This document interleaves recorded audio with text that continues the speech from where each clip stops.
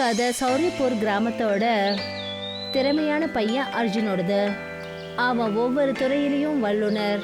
அது படிப்பா இருந்தாலும் சரி, விளையாட்டா இருந்தாலும் சரி, இல்ல மற்ற கலையா இருந்தாலும் சரி, விவேகமான புத்தியும் தன்னோட திறமையாலையும் மொத்த ஸ்கூலும் கிராமமும் அவனை பெருமையா பார்க்கும்.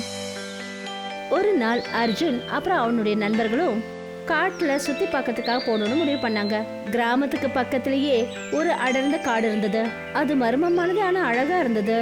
அந்த காட்டுக்கு போகணுங்கிறது எல்லாரோட விருப்பமும் கூட. அப்ப சரி, நாளைக்கு நம்ம எல்லாரும் சேர்ந்து அந்த காட்டுக்கு சுத்தி பார்க்க போவோம். மறுநாள் பசங்க எல்லாரும் அவங்க பேக்கை ரெடி பண்ணாங்க. அப்புறம் காலையிலேயே காட்டை நோக்கி புறப்பட்டாங்க. போற வழியில அவங்க மரங்கள்ல ஏறுறது, அப்புறம் சின்ன சின்ன நதிகளை கடந்து போறத ஆரம்பிச்சாங்க.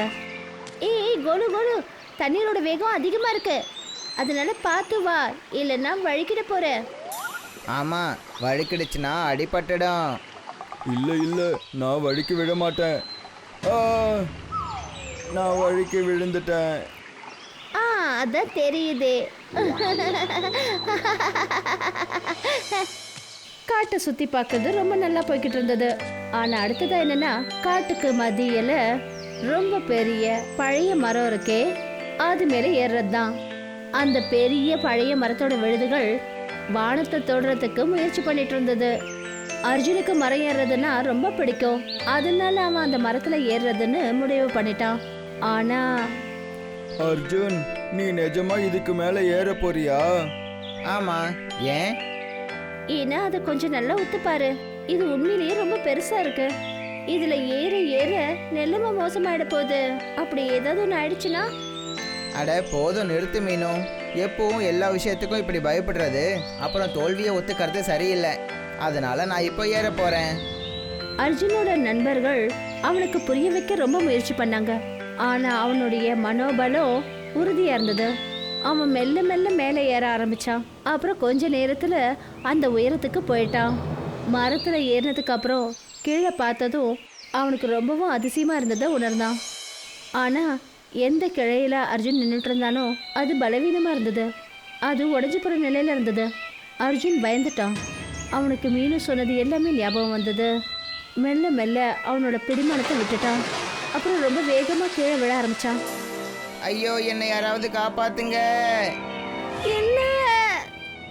பாவம் அர்ஜுன் தரையில விழுந்து மயக்கம் அடைஞ்சிட்டான். நண்பர்கள் பயந்து போய் அவனை கூப்பிட்டாங்க. ஆனா எந்த பதிலும் கிடைக்கல. கடைசியில மீனுவும் கோலுவும் அர்ஜுனை தூக்கிக்கிட்டு ஒரு வழியா அவங்க வீட்டுக்கு போய் சேர்ந்தாங்க. அர்ஜுனோட வீட்டுக்கு போனதும் மீனு அங்க நடந்த விஷயங்கள் எல்லாத்தையும் சொன்னான். ரொம்ப நேரம் ஆனதுக்கு அப்புறம் கூட மயக்க நிலையில இருந்து அர்ஜுன் வெளியே வரவே இல்லை. அதனால எல்லாரும் இன்னும் கவலையோடு இருந்தாங்க. அர்ஜுனோட அப்பா நேரத்தை கடக்காம உடனே டாக்டரை வரவழைச்சாரு. அர்ஜுனோட நிலைமையை பார்த்துட்டு அவரு புரிஞ்சுக்கிட்டாரு அவங்க வேதனையில இருக்காங்கன்னு. டாக்டர் அர்ஜுனோட குடும்பத்துக்கு சில யோசனைகளை சொன்னாரு. அப்புறம் சில மாத்திரைகள் கொடுத்தாரு. கடைசியில் மாத்திரை வேலை செய்ய ஆரம்பிச்சது. அர்ஜுன் மறுநாள் சுய நினைவுக்கு திரும்பினான். அம்மா, அர்ஜுன் கண்ணா, என்னங்க அர்ஜுன் கண் முழிச்சிட்டாங்க. கடவுளுக்கு தான் நன்றி சொல்லணும், என் பையன் குணமாயிட்டான். நீங்க சரியா சொன்னீங்க. அந்த கடவுளுக்கு கோடான கோடி நன்றிகள். நம்ம பையன் சரியாயிட்டாங்க. சில வாரங்கள் ஓய்வெடுத்ததுக்கு அப்புறம் அர்ஜுன் மறுபடியும் ஸ்கூலுக்கு போக ஆரம்பிச்சிட்டான். மெல்ல மெல்ல அவன் படிப்பை ஆரம்பிச்சிட்டான். ஆனால் காட்டில் நடந்த அந்த விஷயத்துக்கு அப்புறம் அவன் ரொம்ப அமைதியாகவே இருந்தான். ஃப்ரெண்ட்ஸுங்களோட விளையாடுறதுல அவனுக்கு இன்ட்ரெஸ்ட் இல்லாமல் போயிடுச்சு. முன்னாடியெல்லாம் விளையாட்டு கிரவுண்டில் அவன் தான் முதல்ல போய் சேருவான். இப்போல்லாம் அவன் ரொம்ப தூரத்தில் நின்று பசங்க விளையாடுறத மட்டும் கவனிச்சிட்ருப்பான். யாராவது அவனை விளையாடுறதுக்கு கூப்பிட்டாங்கன்னா அவன் ஏதாவது சாக்கு போக்கு சொல்லுவான். அட அர்ஜுன், நீ கிரவுண்டில் வந்து விளையாட வரலையா? இல்லை, நான் வரமாட்டேன். நான் இப்போ படிக்கணும். படிப்பு எப்போதான் படிச்சுட்டு இருக்கிற அர்ஜுன்? வா, ஒன்றா விளையாடலாம். அப்புறமா போய் படிச்சுக்க. இல்லை, நீங்கள் போய் விளையாடுங்க. முதல்ல நான் இந்த சாப்டர் படிக்கணும். அர்ஜுனோட இந்த மாற்றம் எல்லாருக்கும் ரொம்ப ஆச்சரியமாக இருந்தது. அவன் தன்னுடைய படிப்பில் மட்டும் கவனத்தை செலுத்தினான். இப்போ அவன் கண்களில் முன்ன போல தன்னம்பிக்கை கிடையவே கிடையாது. இங்கே பாருங்க அர்ஜுன் அம்மா, உங்களை இங்கே வர சொன்னதுக்கான முக்கியமான காரணம் இருக்கு. அப்படின்னா என்ன ஆச்சு? அர்ஜுன் ஏதாவது தப்பு பண்ணிட்டானுங்களா? தப்பு இல்லை, ஆனால் முன்னாடிலாம் அர்ஜுன் எந்த அளவுக்கு விளையாட்டுத்தனமாக இருப்பானோ இப்போ அப்படி இல்லை. எப்போ பார்த்தாலும் பயந்த மாதிரி இருக்கான், அமைதியாகவே இருக்கான். அவன் எல்லா போட்டியில இருந்தும் அவனோட பேரையும் திரும்ப எடுத்துட்டான். இது அவனுக்கு நல்ல விஷயம் கிடையாது. அது காட்டுல அவனுக்கு நடந்த அந்த சம்பவத்தினால அவன் கொஞ்சம் மாறிட்டான். அவனுக்கு உயரத்தை பார்த்தாலே பயமா இருக்கு. அதனால அவனோட இந்த பயத்தை போக்குறது ரொம்ப முக்கியம். அடுத்த வாரம் எங்கள் ஸ்கூல்ல இருந்து குழந்தைங்களை காட்டு பகுதியை சுற்றி பார்க்க கூட்டிகிட்டு போகிறோம். நாங்கள் என்ன நினைக்கிறோன்னா அர்ஜுனும் இதில் கண்டிப்பாக பங்கெடுத்துக்கணும். அப்படி வந்தால் அவன் எல்லார் கூடவும் நல்லா பழகுவான். அப்புறம் அவனோட பயமும் போயிடும். டீச்சர் சொன்னது உண்மைதான். அர்ஜுனோட பயத்தை போக்கணும்னா அவன் மற்றவங்களோட கூடி இருக்கணும். அவன் ரொம்ப பயப்படுற விஷயங்களை பண்ண வேண்டியது ரொம்ப அவசியமாக போயிடுச்சு.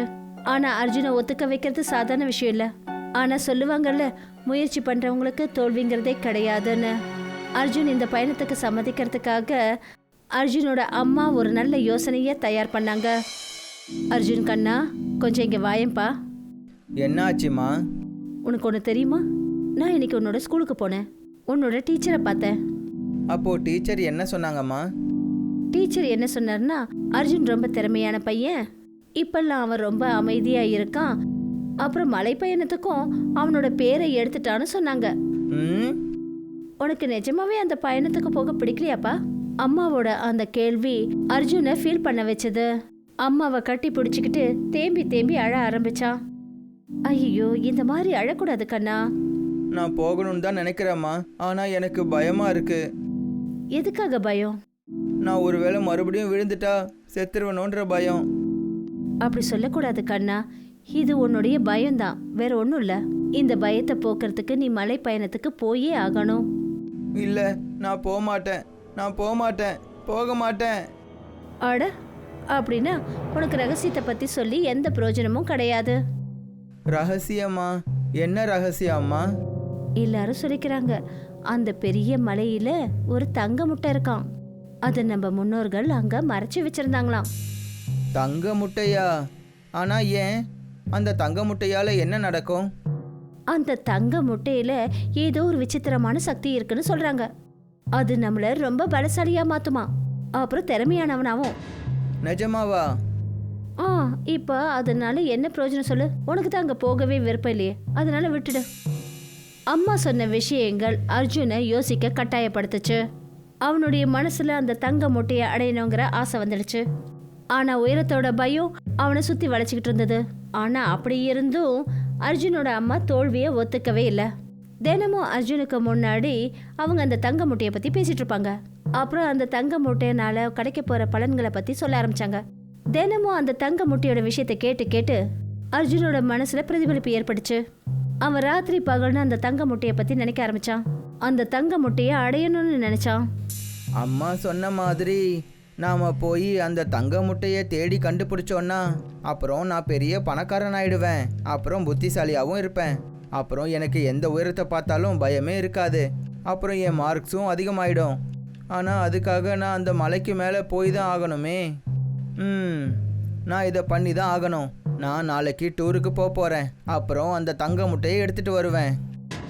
அம்மா சொன்னது அர்ஜுனுக்கு ஒரு நல்ல ஊக்கத்தை கொடுத்தது.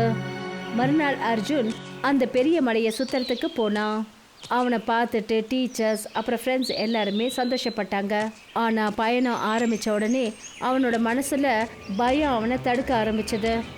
ஆனால் அது எல்லாத்தையும் மீறி அர்ஜுன் மெல்ல மெல்ல முன்னாடி நடந்து போனான். முயற்சி பண்ணுறவங்களுக்கு தோல்வியே கிடையாது.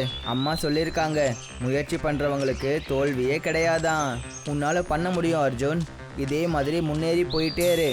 கடைசியில் அர்ஜுன் தன்னுடைய பயத்தை கட்டுப்படுத்த ஆரம்பித்தான்.